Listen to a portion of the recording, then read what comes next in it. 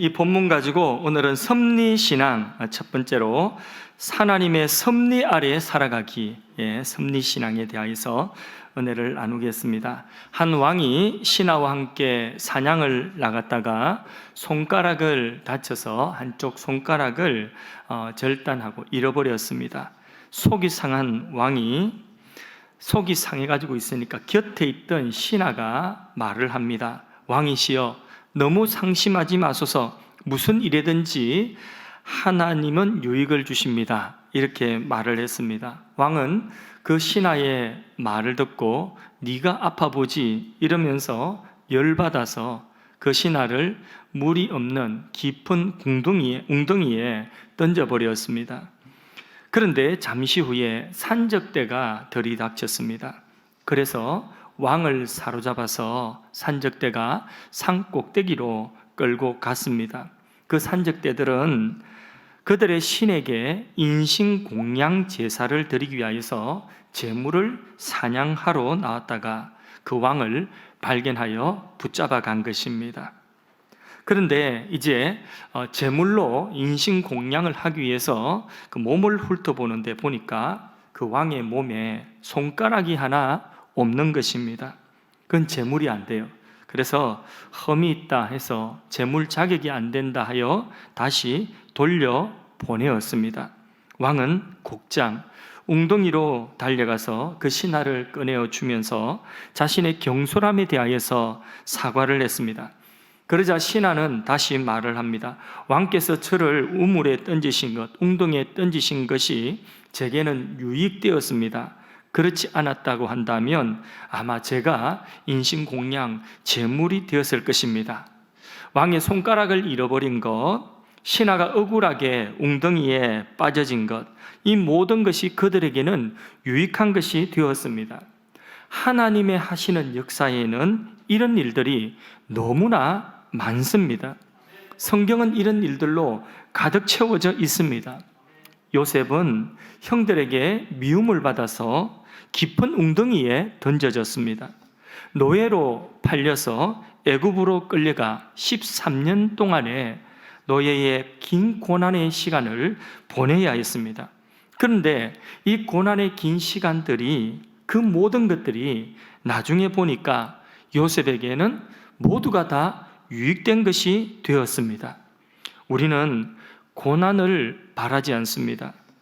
또 사고를 계획하지 않습니다.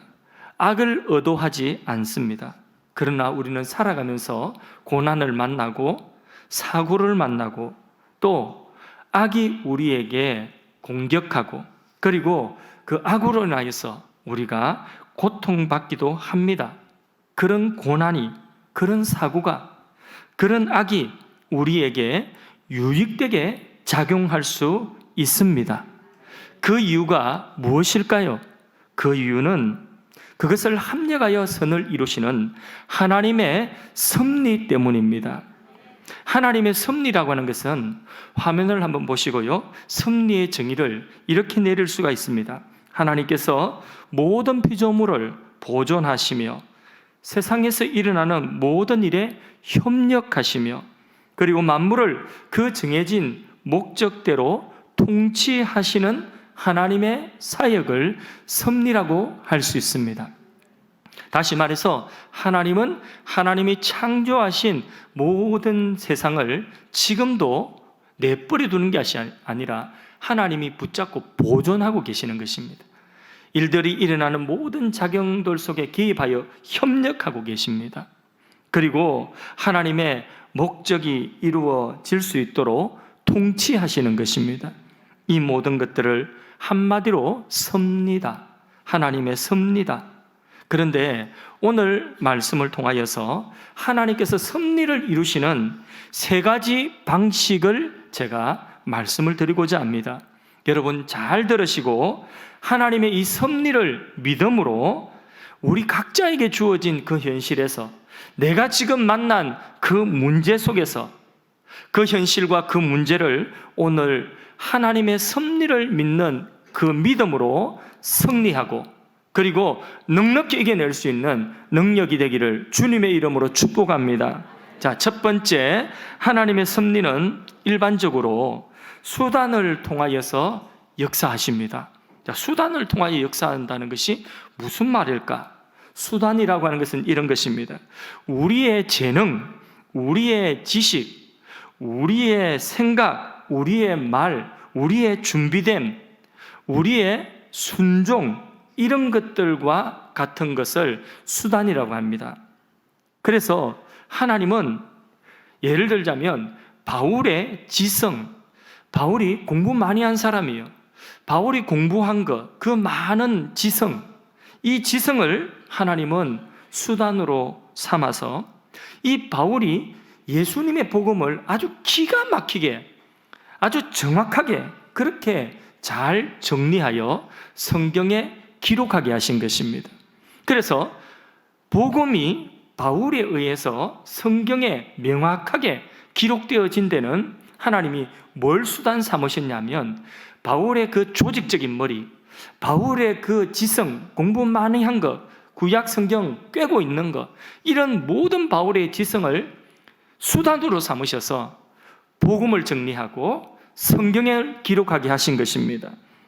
또 하나님은 엘리야의 그 열심을 통하여서 바알과 아세라의 제사장들이 아무리 많아도 쫄지 않고 그 이방 선지자들을 대항하여서 싸워 그 바알을 이기게 하시고 무릎 꿇게 하시는 그 하나님의 역사를 이루는데 이 엘리야의 열심을 사용한, 엘리야의 열심이 누구보다도, 모든 사람들보다도 뭐 했다고 했죠?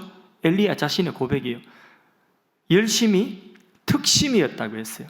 그 열심의 특심이 있는 이런 열심을 하나님은 수단 삼아서 그 시대에 바알을 굴복시키는 역할을 한 것입니다. 하나님은 또한 궁핍에 처한 형제를 그냥 버려두지 아니하고 돌아보는 이 보아스라고 하는 사람의 그 인내함, 그 자비로움, 그걸 성경에 헤세드라고 하는데 이 보아스의 헤세드를 통하여서 다윗과 메시아가 그 가문에 나게 하신 것입니다. 또 하나님은 솔로몬의 경험과 솔로몬의 그 사색을 통하여서, 깊은 사색을 통하여서 세상의 질서와 이치와 또 그 세상만으로서의 헛됨을 보여주셨습니다. 오늘 본문의 요셉은 어떤 열악한 환경이라 할지라도 하나님과 동행하는 그 요셉의 믿음을 하나님은 수단으로 삼아서 당시 세상의 생명을 구원하는 하나님의 일을 행하신 것입니다. 이렇게 하나님은 사람들의 인내, 사람들의 열심, 사람들의 사랑, 용서, 절제, 배려, 순종, 이와 같은 것들을 수단으로 하여서 하나님의 일을 성취하시는 것입니다. 그게 하나님의 섭리의 첫 번째 방식인 것입니다. 그래서 우리가 하나님의 섭리를 믿는다, 하나님이 통치하시고 하나님이 이루신다 하니까 그러면 하나님이 다 하면 우리는 할 거 없네, 하늘만 쳐다보고 있어야 되겠네, 이러고 게으른 그것은 하나님의 섭리를 믿는 신앙이 아닌 것입니다.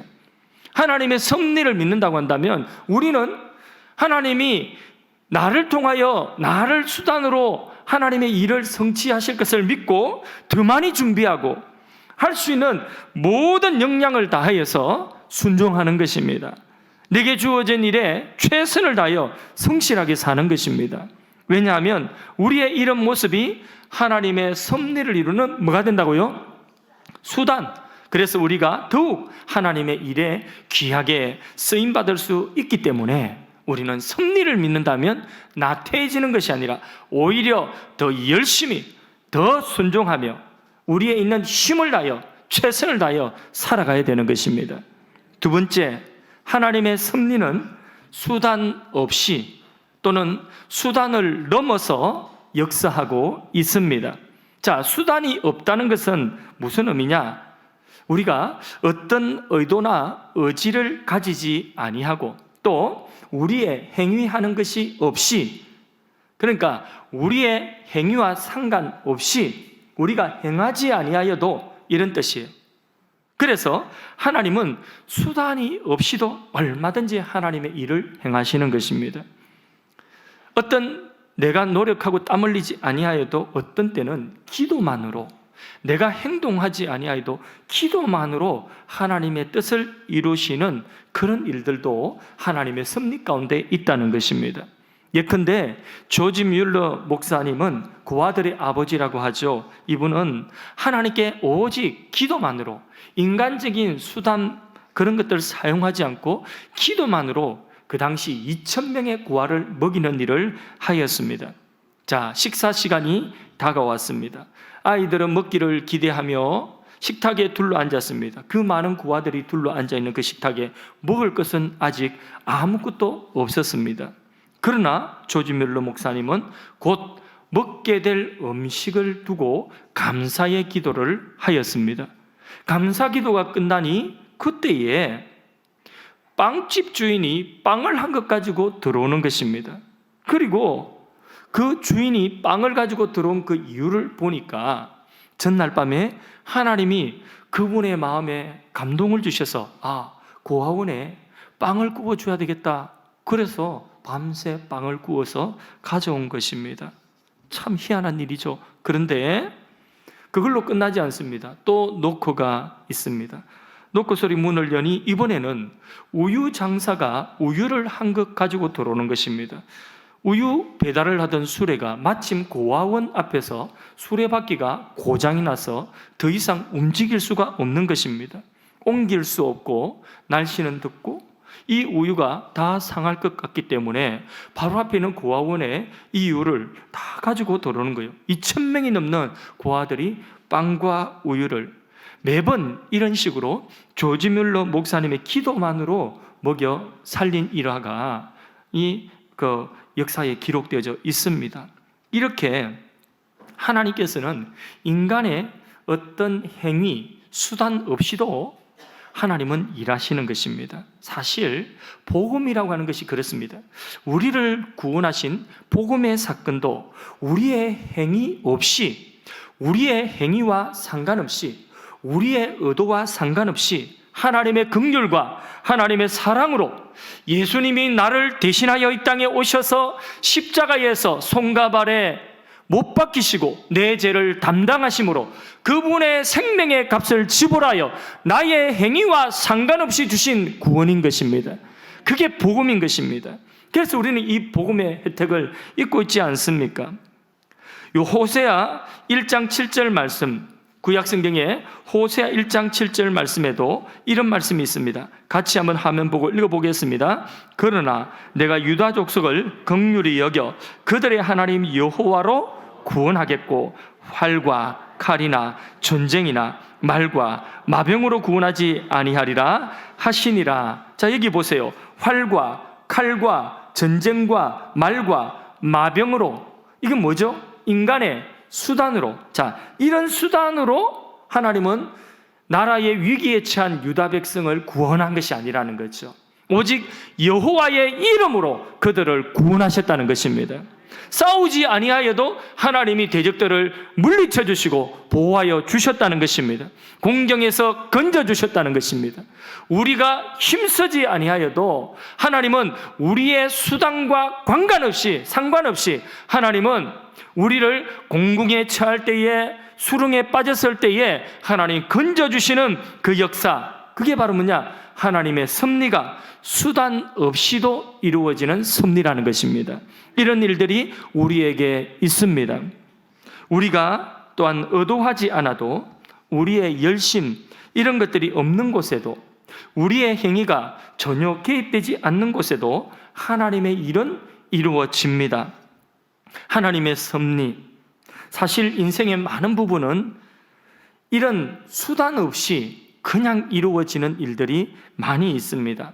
하나님의 오묘한 그 조화를 통하여서, 하나님의 절묘한 그 시간에 내가 의도하지 않았음에도 불구하고, 내가 행하지 않았음에도 불구하고 내 삶에 이루어지고 내가 만나고 하는 그런 일들이 많이 일어납니다. 어쩌면 내가 의도했던 것보다 더 많은 일들이 이런 방식으로 이루어지고 있습니다.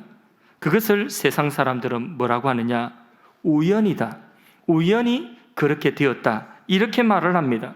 그러나 사실 우연이 아니라 하나님의 섭리인 것입니다. 한번 다 같이 따라서 한번 해볼까요? 우연은 하나님의 절묘한 타이밍이다. 우연은 하나님의 절묘한 타이밍이다. 다시 한번, 우연은 하나님의 절묘한 타이밍이다.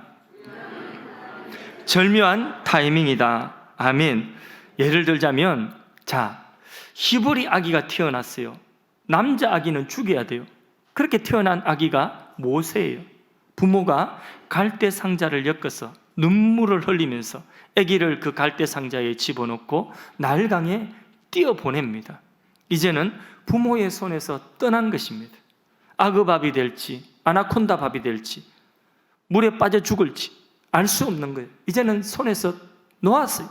그런데 이 갈대 상자가 물에 뿅뿅뿅 떠내려가면서 마침 거기에 목욕하러 나온 누가 있었죠? 공주가 있었다는 거죠. 마침 그때에 공주가 그 자리에 있는 거예요. 그것도 공주가 기분 나빠가지고 화가 나 있는데 아기가, 히브리 아기가 떠내려왔으면 어떻게 됐겠습니까? 근데 공주가 시원한 물 기다리고 하니까, 물장난 치니까 아주 기분이 좋아요. 근데 이 히브리 아기가 떠내려오는데 그 아기를 보니까 마음에 막 감동이 되는 거예요. 너무 예뻐서 견딜 수가 없어요.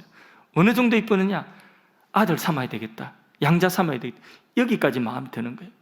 그러니까 마침 거기에 목욕하는 공주가 있는 이것이 세상 사람들은 우연이다 그러죠. 그런데 그것이 하나님의 섭리라는 것이죠. 누가 의도한 것이 아니에요. 오늘 본문에 요셉, 자, 형들에게 팔려가는데 형들이 팔아먹었어요. 그런데 마침 그때에 지나간 상인들이 미디안 상인이에요. 어디로 내려가는 상인이었어요? 애굽으로. 자, 요셉이 어느 나라 총리가 되었어요? 그렇죠.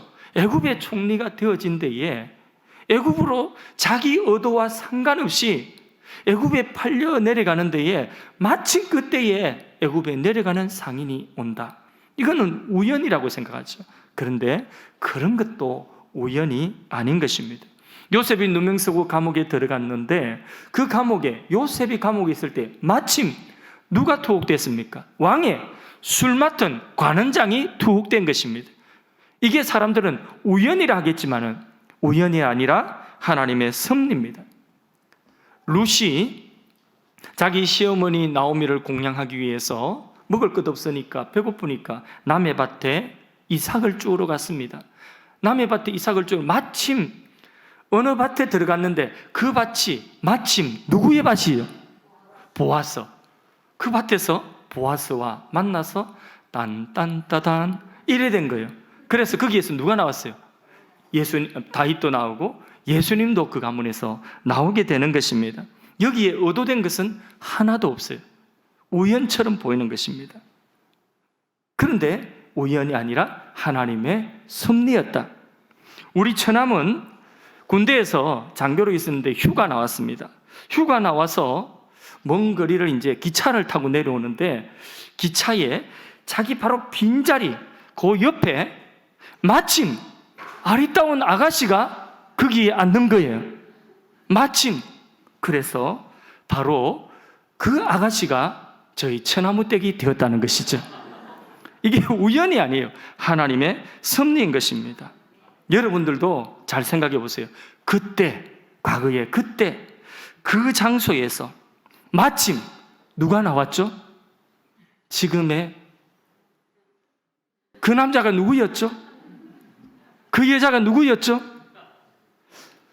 대답을 안 하시네. 저 모르겠습니다. 예. 자, 우리 청년들 큰 소리로 한번 따라합시다. 청년들만. 주여. 에이, 이래가 되게. 자, 주여. 내게도 우연을 주시옵소서. 아이, 참네. 간절히 해야지, 간절히. 장난식으로. 주여. 내게도. 시집가고 장가가고 싶으면 더 간절하게 우연을 주시옵소서. 주시옵소서. 우연은 없습니다. 우연은 없고 하나님의 섭리가 있습니다. 아멘이십니까? 자, 이렇게 수단 없이 하나님의 섭리는 이루어지기도 하는 것입니다. 우연을 가장하여서. 또한 하나님은 나라고 하는 이 수단을 넘어서 나의 능력과 나의 범위를 초월하여서 그렇게 하나님은 섭리하십니다. 나의 능력을 넘어서 어떤 자연의 법칙을 넘어서 하나님이 역사하시는 그 섭리의 방식을 뭐라고 할까요? 사람들은 그것을 일컬어서 기적이라고 이야기합니다. 기적은 초월적인 하나님의 역사하심입니다. 자, 우리의 믿음은 이런 부분까지도 인정하고 받아들이는 것입니다. 그런데 세상의 사람들은요, 성실한 사람일수록 딱 짜여진 틀 안에서 자기가 철저하게 계획을 세워서 자기가 그 과정 하나하나를 성실하게 그렇게 해서 이루어서 그것을 목적을 이루었다면 성공한다고 하죠. 이런 사람들은 자기의 수단을 넘어서 자기의 수단을 초월하여 일어나는 이런 기적을 잘 믿으려고 하지 않습니다. 그러나 하나님의 섭리 아래에 살아가는 우리는 이런 믿음도 있어야 하는 것입니다. 왜냐하면 성경 안에는 기적이 가득하기 때문입니다.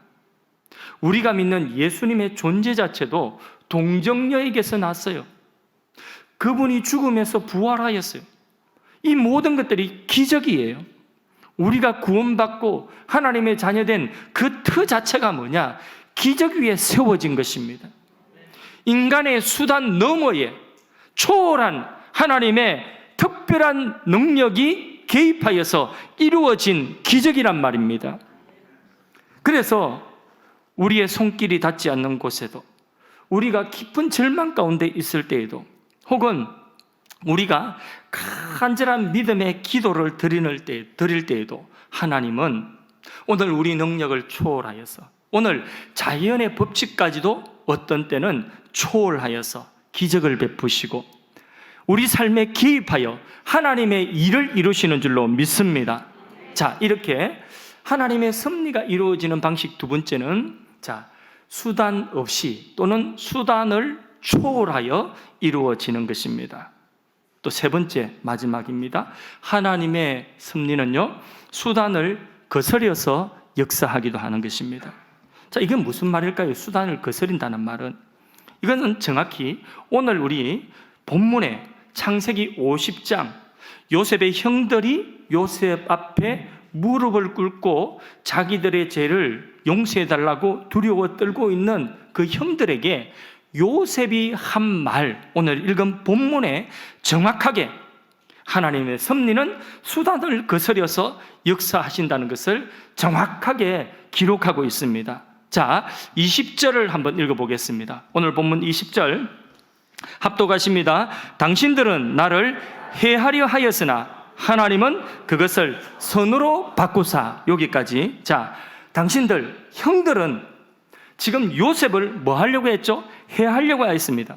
형들의 의도는 요셉을 죽이려고 했고 또 요셉을 애굽에 팔려고 했습니다. 그리고 팔았죠. 요셉을 해하려고 하는 그것이 바로 뭐냐? 요셉의 형들의 행위고 요셉의 형들의 수단이요, 악한 수단입니다. 그러나 하나님은 그 요셉의 형들의 악한 수단을 무엇으로 바꾸었다고 했죠? 그것들을 선으로 바꾸사. 이게 뭐냐? 악한 수단을 거스렸다는 거죠. 그래서 선을 이루었다는 것입니다. 하나님은 악한 것들이라도 거슬려서, 악한 의도를 거슬려가지고 무엇으로 바꾸느냐? 하나님의 뜻을 이루는 선으로 바꿔버리시다는 거죠. 그런데 이게 여기에는 두 가지가 있어요. 하나는 뭐냐 하면, 하나님이 다른 사람들의 악함을 거스려서 하나님 백성들을 유익되게 하는 것, 요셉에게 딱 적용될 수 있습니다. 그래서 요셉을 공격하고 요셉을 팔아먹고 요셉을 누명씌우고 요셉을 감옥에 집어던지고, 자, 이런 모든 악한 사람들의 그 악함을 하나님은 다 거스려서, 그 악한 의도들, 악한 수단들을 다 거스려서 뭘 만들었죠? 손으로 만들어버렸어요. 손으로 바꿔버렸습니다. 자, 다윗도 마찬가지입니다. 다윗 왕의 경우도 다윗을 미워하는 사람 되게 많았습니다. 유진 피터슨이라고 하는 다윗의 영성을 연구한 분이 계십니다. 이분은 다윗의 영성은 어디서 형성되었느냐? 다윗 주위에는 많은 사람들이 다윗을 적대하는 그 적대감으로부터 다윗의 영성이 형성되어진 것이다, 그래 보았던 거죠. 그래서 사울, 자기 장인인데, 목숨 걸고 싸우는 장군인데, 그런데도 이 사울은 다윗을 못 죽여 안달이죠. 그래서 지 죽을 때까지 다윗을 죽이려고 쫓아다니는 것입니다. 얼마나 힘듭니까? 다윗 주위의 수많은 대적들, 그리고 심지어는 다윗에게 가까이 있던 믿었던 사람들이 다윗을 배신하여서 창을 겨누는 그런 일들을 일생에 다윗은 너무나 많이 겪었습니다. 그 중에는 누구도 있었죠? 자기 사랑하는 아들 압살롬, 자기 아들까지도 반역하여서 다윗에게 창을 겨누는 것입니다. 그야말로 적대적인 이런 악한 행위들 때문에 다윗은 수많은 고통을 받았습니다. 그러나 하나님은 그런 악한 적대적인 행위들을 어떻게 해요? 거슬려 가지고 이 다윗이 꼭 예수님을 예표하는, 정말 까닭없이 고난당하고 그렇게 그 고난 가운데서 하나님 나라를 세우는 그런 예수님을 잘 보여주는 그런 훌륭한 왕이 된 것입니다. 그러니까 그 악함을 거스렸다는 거죠. 또 하나 있습니다. 악함을 거스린다는 것은 다른 사람의 어떤 악함이 내게 유익이 된다, 그것도 있지만 나의 실수, 나의 악함까지도, 나의 실패까지도 하나님께서는 그것을 거슬려서 나에게 또 유익이 되게도 하시는 것입니다. 예를 들자면 이런 것입니다. 여러분, 오늘 읽은 이 창세기의 본문 가운데 우리는 요셉의 입장에서 보았죠. 그런데 요셉의 형들의 입장에서 한번 보면 그렇습니다. 자, 요셉의 형들이 주인공이라면 이들이 요셉을 팔려고 했습니다. 팔았습니다. 그게 악한 행동이죠. 그들의 죄죠. 그들의 죄를 하나님 거슬려서 자기들이 죽이려고 했던 그 요셉이 애굽의 총리가 되어 자기들 앞에 나타나서 무슨 일을 합니까? 자기들의 생명을 구원하는 일을 하는 거예요. 자기들의 자식들의 생명까지, 자기들의 후대들의 생명, 가족의 생명을 보호하고 구원하는 그 역할을 요셉이 하고 있는 거예요. 뭐가 돼서? 애굽에 팔려가 총리가 덩그러니 돼가지고 이래 돼버린 거죠. 이런 일이 있을 수 있다는 거죠. 이게 바로 뭐냐? 자신의 실수와 악함까지도 거스려서 하나님께서는 그것을 자기를 구원하고 자기를 성장시키고 또 자기에게 유익되게 하는 그런 일도 있다는 거죠. 그러면 우리가 오해하면 안 되는 것은 그 하나님의 섭리 속에서 나의 악함과 나의 실패와 나의 죄악을 하나님은 그것까지도 선으로 바꾸었다고 하니까 나의 악함이 정당화되어지는가? 내가 악한 일을 행한 그것에 책임이 없는가? 예를 들자면 이런 거예요.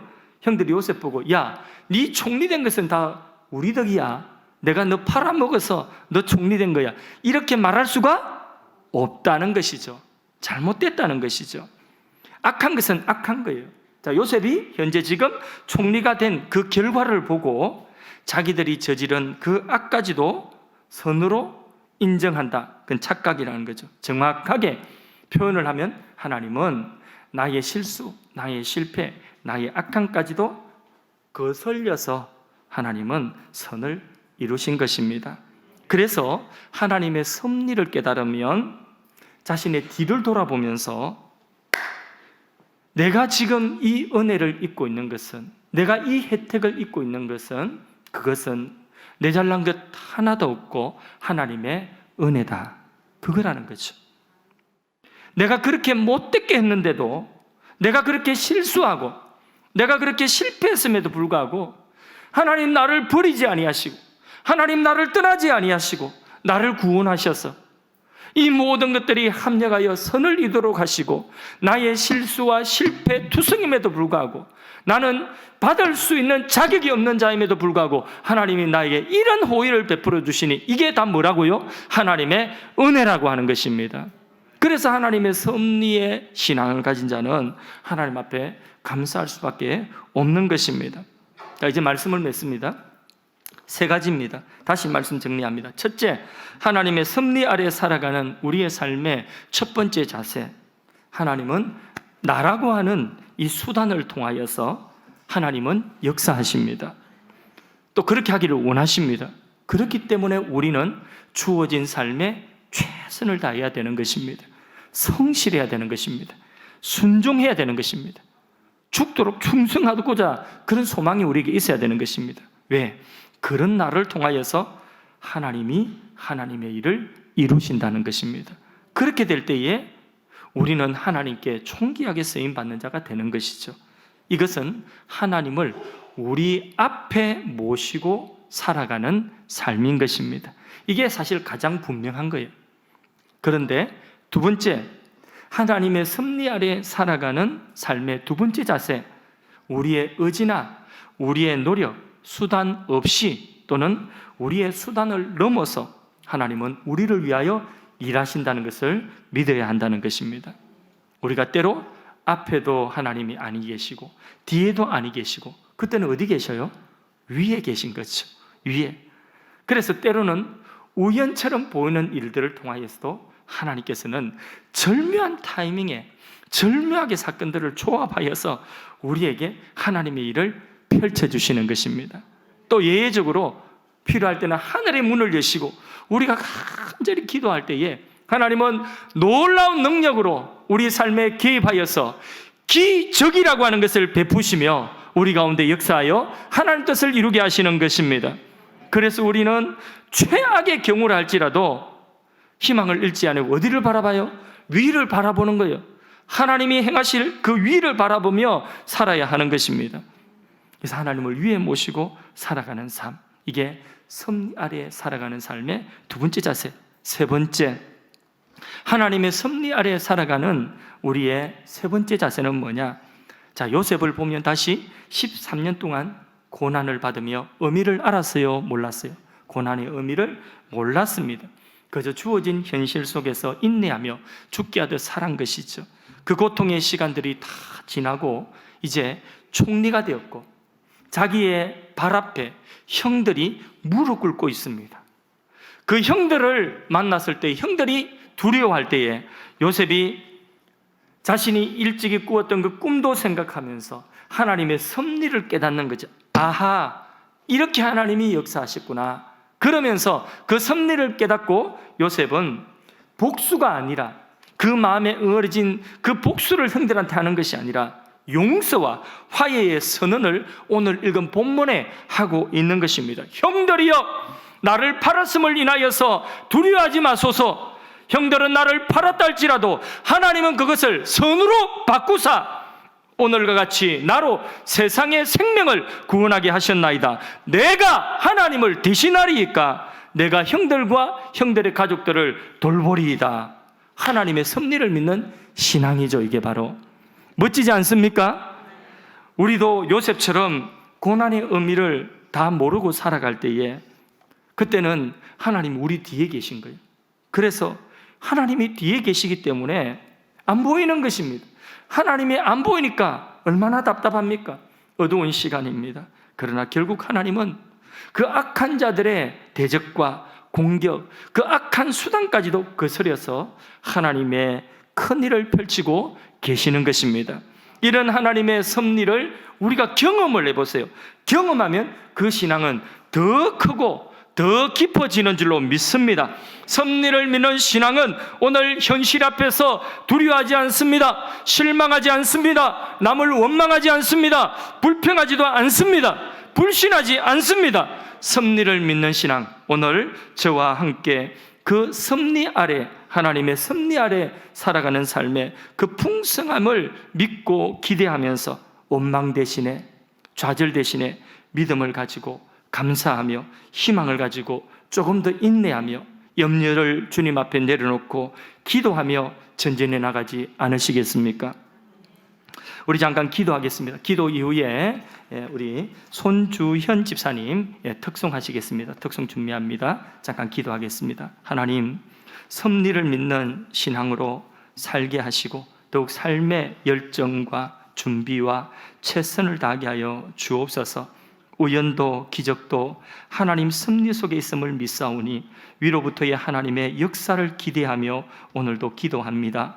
주님, 내가 실수하여 넘어진 것조차도, 악한 자들의 공격조차도 그 악함까지도 거스려서 선으로 역사하실 하나님을 찬양합니다. 그러나 우리는 하나님의 섭리를 믿지 못하고 여전히 원망하고 불평하고 염려하고 두려움의 감정에 넘어지고 흔들리는 연약함을 주님 앞에 고백합니다. 용서하시고 주님 십자가 보혈로 씻어서 정결케 하여 주옵소서. 오늘 말씀 가슴속에 새기며 하나님 목적하신 뜻을 이루게 하여 오늘도 세상을 보존, 협력, 통치하시는 그 섭리를 인정하고 믿음으로 의심하지 아니하고 그 섭리 아래 살아가게 하여 주옵소서. 더 신뢰하고 더 하나님 사랑하고 더 잘 섬길 수 있게 하시고 하나님의 섭리의 역사를 경험하면서 우리 신앙이 더 깊어지고 풍성해지고 더 큰 그릇이 되게 하시며 하나님의 위대한 일에 쓰임받게 하여 주옵소서. 예수님의 이름으로 기도드리옵나이다. 아멘.